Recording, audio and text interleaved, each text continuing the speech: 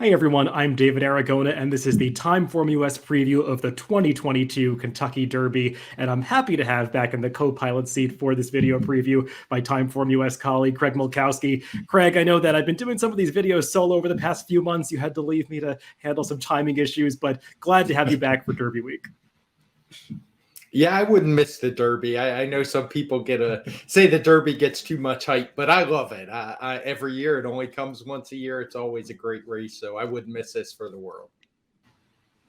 Yeah, Craig and I talked earlier today on the TimeformUS Pacecast, went through every contender in the field if you want a real deep dive into the race, but we're going to try to zip through a little bit quicker in this preview. Let's throw up the field for this race. 20 runners in total in the main body of the field, 2 also eligible entrants that will have to draw in by Friday morning if there are any defections by then.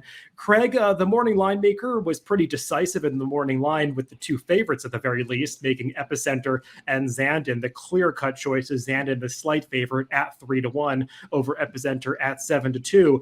I'll be interested to see if anybody actually goes off that short, because to me, this felt like a race that was a little more wide open than that. Yeah, I tend to agree. 3-1 would be probably pushing it for me because I think it's going to be a little more spread out than just those 2 horses. I think there's a couple horses are going to take a lot more money than they're tapped. Yeah, I agree with that. I think that there are some that are going to get bet down a little bit from the morning line. Maybe some will drift up a little bit from their 20 or 30-1s. We'll see how that all plays out. But it does feel like Epicenter and Zandon have kind of established themselves as the 2 that should vie for favoritism. Zandon definitely has been growing as bandwagon this week, so we'll see how the money shakes out. Let's also, before we get into the main contenders, take a look at the TimeformUS pace projector for this race. And Craig, I know this is something that you've done a lot of work on recently to get those horses that are coming in from the UAE Derby to have early pace ratings so they could show up on this TimeformUS pace projector, because at least one of them, but maybe both, could have a significant impact on how this pace plays out. Yeah, if you want to watch the races from Summer is Tomorrow, they're available on YouTube. At least a few of them are. And he is just a really fast horse. I think he's a sprinter. I know in our Pacecast, you kind of harken back to the old days before the point system when some sprinters were able to get in. And he certainly looks like one of those to me. It's not a surprise to me after watching that UAE Derby that his ratings actually put him in the front of this field early. And frankly, with any kind of decent break, I would be surprised if he's not the leader. We also included Crown Pride, who actually won that UAE Derby, getting up to beat Summer is Tomorrow. And he's positioned pretty close up. And I think if you watch that UAE Derby, you'll see why. It's not like he was way out of it and made a big close. He had good tactical position throughout the race. And it was a race that was just really fast early.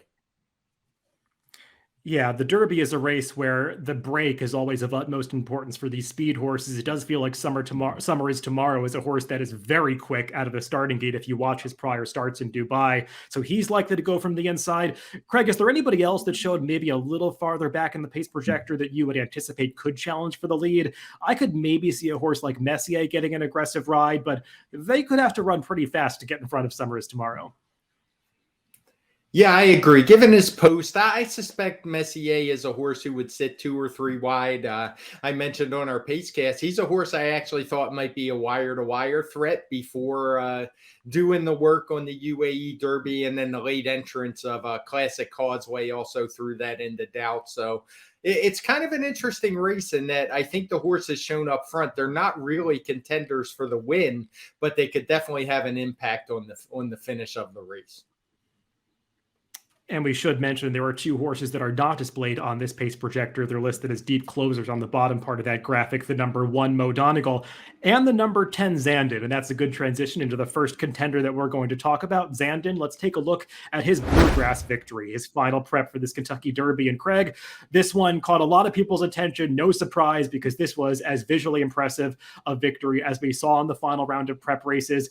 We didn't pick it up from the far turn, but he was last coming around the far turn, made a big move through traffic to get up to win this race going away. This is definitely a horse that's put it all together.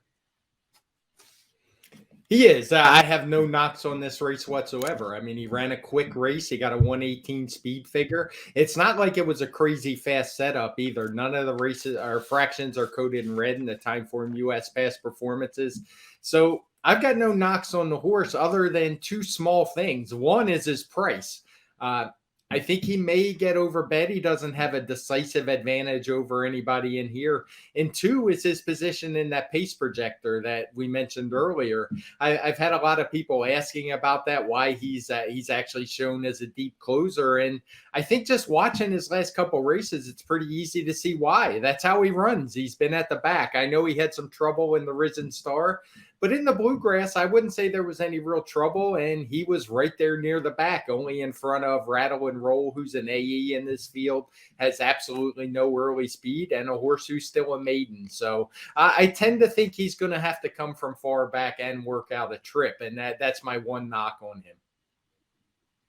Yeah, those are my same concerns with Zandon. He might have to pass as many as 18 or 19 horses in this race, depending on where he's positioned early. He's shown the ability to come from last in his races, but that's obviously not ideal in the Kentucky Derby, though maybe for a horse like him that has that turn of foot, I could see him working out the kind of trip that Street Sense or Mind That Bird did. He's obviously of a higher quality than the latter runner, but you do need some luck and some rail positioning, saving some ground to be able to pull off that feat in a 20-horse Kentucky Derby. And how short of a price do you really want to take on Zandon having that kind of luck?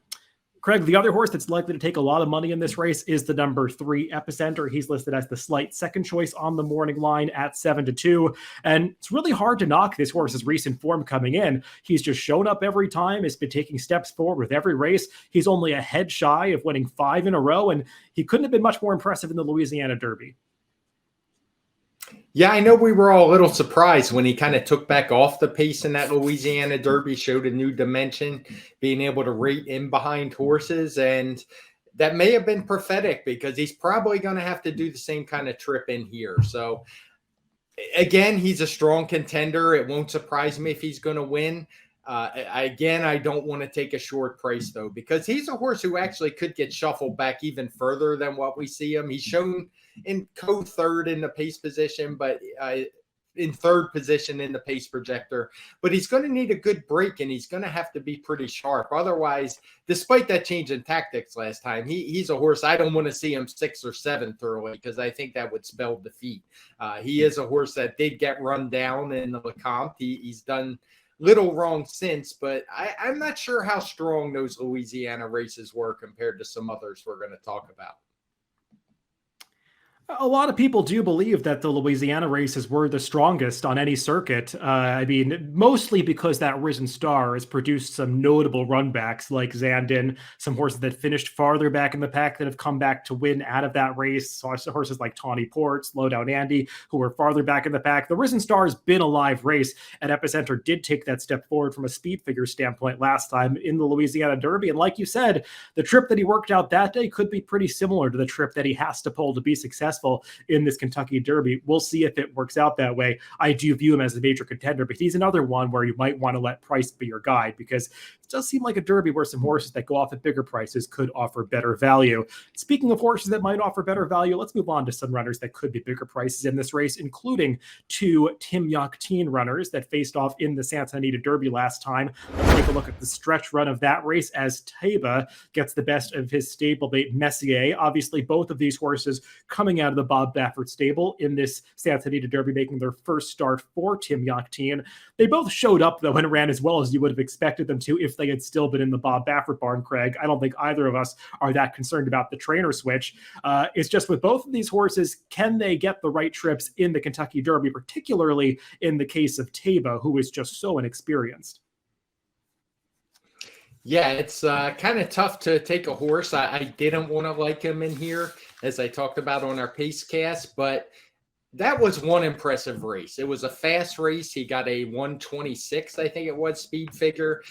In my PPs, it shows as a 124. It got knocked down a little bit because of the weight adjustment. Depends if you have that on or off, but he comes in as the fastest horse, and the more I watched that race, the more I liked it. I know it wasn't a big field, but he was basically wide all the way around, and he was, I guess for lack of a better word, relentless. He looked like maybe he wasn't going to be able to catch Messier, and he just dug in and kind of found another gear and wore him down and was pulling away at the end. So for me, he's just a really, really good horse. Messier, he looked like a superstar in his prior race. He might have been aided by a track bias that day.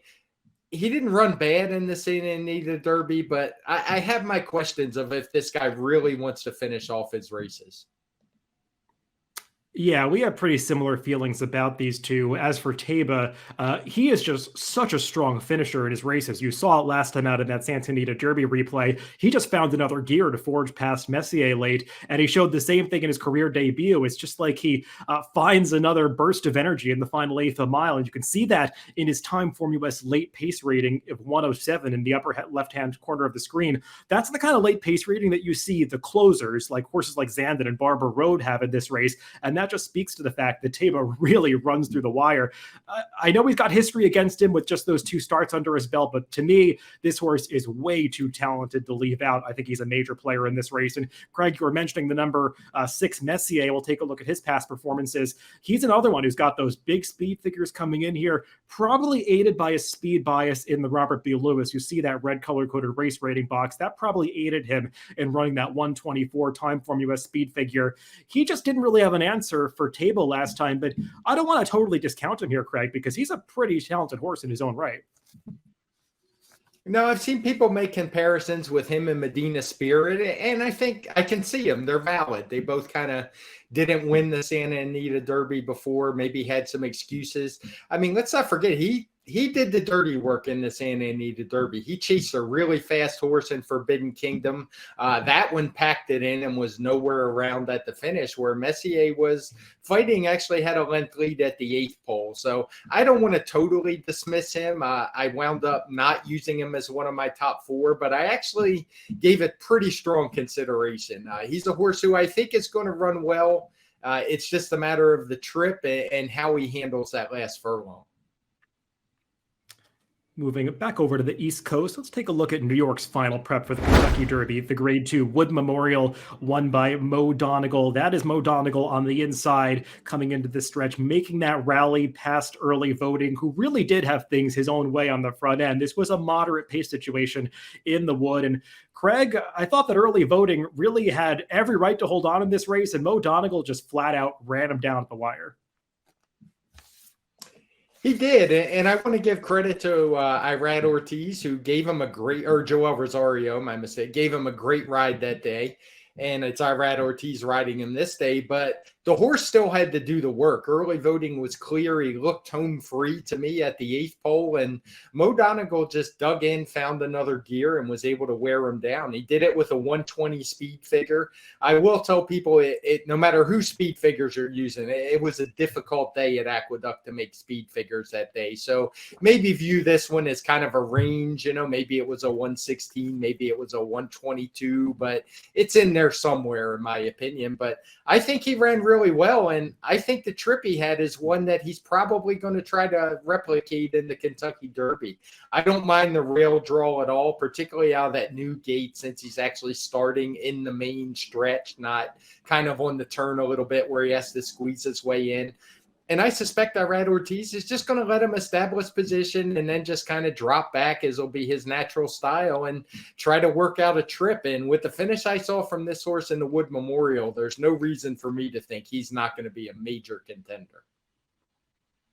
Yeah, a lot of people I've seen pointing to the trip that Known Agenda got for these same connections, Todd Pletcher and Irad Ortiz, from the rail draw in the recent Derby last year, I believe. And Mo Donegal, I just think he's a different kind of horse. Like you were saying, he's probably going to drop back. I don't think he's going to be gutting for that kind of position in 10th or in mid-pack early. He's probably going to be content to be 17th, 18th, 19th early. And I'm not that concerned about that, given what we said about the pace projector. They're likely to be moving up front. So if the field really gaps out, Mo Donegal might be able to work out that trip through traffic. And Craig, if there's anybody that can save some ground and get off the rail to make their move when they need to, it's Irad Ortiz. He knows how to pull that trip. So I think Mo Donegal is a dangerous horse in this Kentucky Derby, and I was impressed with that Wood Memorial last time. I know that's not been the most productive prep for the Kentucky Derby, but I do think that Mo Donegal is a major, major player in this race.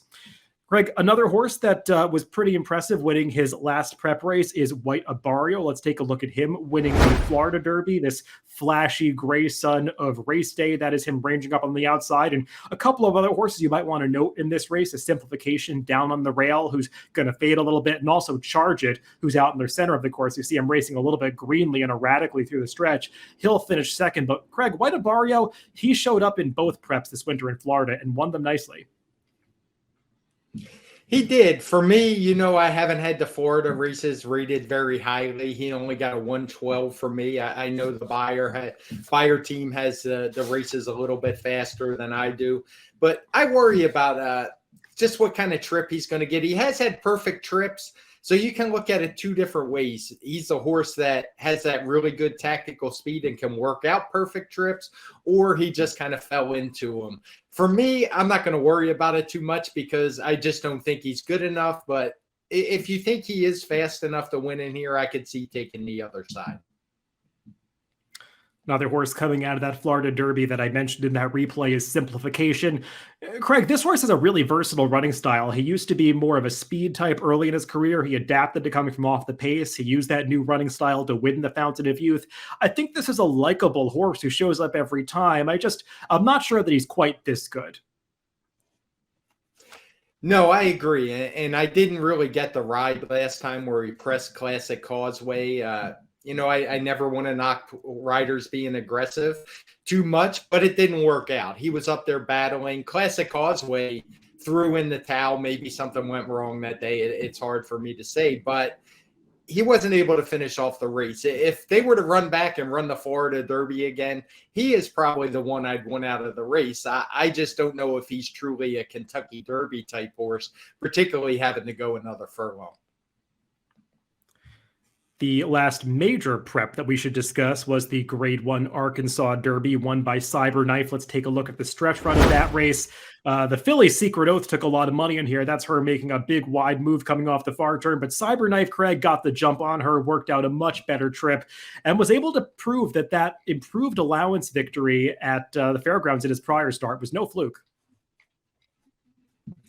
Yeah, I think he proved a couple things. The first one was that the allowance race was good. The second one is that the crop in Arkansas this year just was not very good. He was able to ship in, handle all of those pretty easily. Admittedly, the filly had a rough trip, but among the colts, he was much, much the best. So, he hasn't run particularly fast. That allowance race shows as a 111. He ran a 111 again in the Arkansas Derby, and that kind of race is just not going to get it done. I suspect he's a horse who would be up, in the top flight, trying to track what's going to be a pretty quick pace, but I just don't think he's good enough. And further, he's a horse who has been a bit of a head case in his races. He put it together somewhat in his last couple, but I still worry about a horse like this in front of 150,000 people in a 20-horse field. And he's probably going to be a pretty big price in here, but I still don't want any parts of him. He actually reminds me a little bit of Mandaloun for these same connections. Kind of a headstrong horse who they played around with blinker changes a little bit, really needs to work out the right trip in the Derby. It worked out for Mandaloun last year, who probably will be elevated to the Kentucky Derby winner, I think has been. We'll see if that's the case for Cyberknife. He hasn't run quite as fast in his races, so needs to take a step forward, but has been training well this week at Churchill Downs. Craig, Brad Cox has 3 runners in this race. Another one of those is the number 19 Zozos.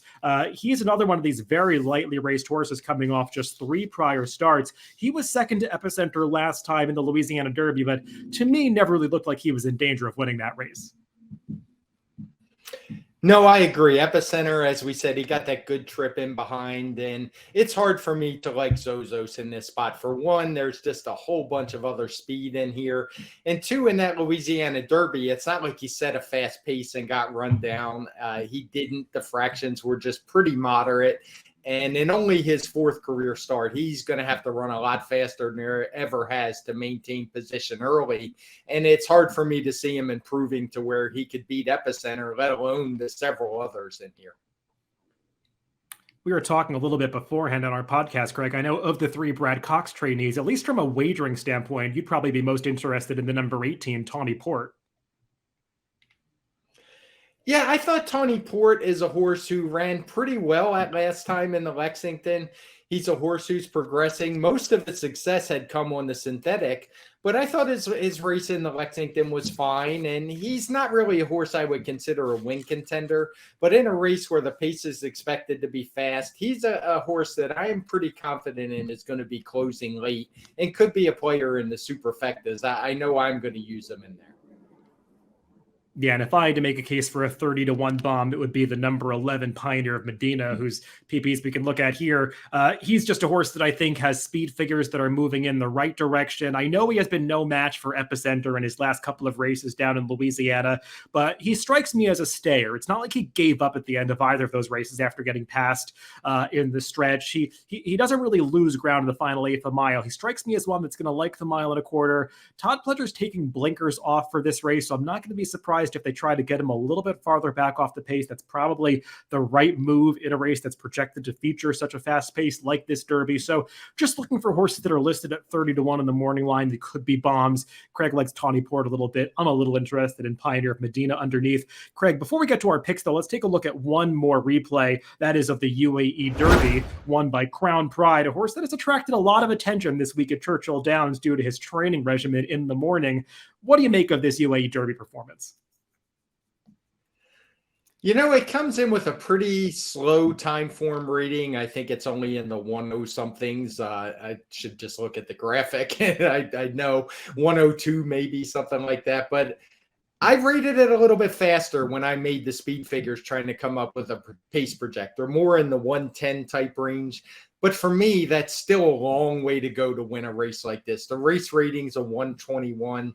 So I think he might be getting in over his head. And even if I didn't, if I thought he could move up those 10 points, and that's a pretty big leap, I would want to get paid for it. And though he's 20-1 on the morning line, it's hard to imagine with all the buzz around him, all the talk about how great his workouts have been, that he's going to be near that price. I would suspect he's more a 10-12-1, 10 or 12-1. And for me, that's just a little bit too short with all the question marks. Yeah, I think he's a talented horse. There's an argument that he's a better horse than some of the prior Japanese contenders that have come over, like Lonnie and Master Fencer. But watching his prior races, he's not always the quickest horse out of the gate. So even though he's got that tactical speed, he's going to have to navigate a trip to the front, phalanx from that number 7 post position. That's a tough thing to do, especially if he breaks a half step slowly. And he's just got a lot to prove because the UAE Derby really has not been a productive producer of Kentucky Derby contenders or horses that have done well in this race. So I just think Crown Pride has some things working against him. And given that success that Japan has had on the global stage recently, I could see him also getting bet down from that 20-1 morning line. Craig, let's throw up our picks for this race. And for such a competitive race, we're actually not that far away from each other. We actually have the same exact on this race, just in a slightly different order. And you put that horse on top that you didn't expect to like, Taba, and I can't disagree. Yeah, I didn't expect to like him, but the more I watched his races, including the maiden race, but especially the Santa Anita Derby, he's a horse that I think can do it. He's got the talent for sure. It's just a matter if he can put it all together in a 20-horse field. But I'm not one who's going to get too tied to all the old adages regarding the Derby about having to have experience and X number of races, because the game is changing and it's changing really quickly. We just saw it with Justify not all that long ago, and it's coming from the same barn. So I'm just going to trust the speed figures. I like the post that he drew. As for the others, I really do like Mo Donegal in here, so I don't have any problem with your pick. He may wind up offering a better price than Taba in the end.